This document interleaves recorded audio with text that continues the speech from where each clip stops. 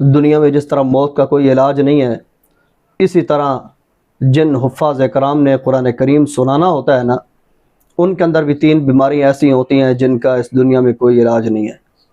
سب سے پہلی بیماری تراویح سے پہلے تراویح پڑھانے کا خوف، یہ کبھی ختم نہیں ہوتا۔ اس دنیا میں اس خوف کا کوئی علاج نہیں ہے، چاہے تراویح پڑھاتے پڑھاتے جتنی زندگی گزر جائے اور جتنا مضبوط تجربہ ہو۔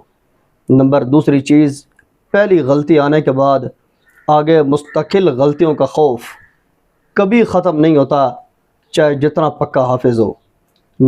تیسری چیز، چاہے زندگی گزر جائے قرآن سناتے سناتے، لیکن دیگر خواہشات کی طرح اس خواہش کی تکمیل ایک حافظ کبھی نہیں کر سکتا کہ میں پورا قرآن غلطی کے بغیر سنا لوں۔ یہ میرا تجزیہ ہے یا واقعی ایسا ہے، مجھے کمنٹ کے ذریعے بتانا لازمی۔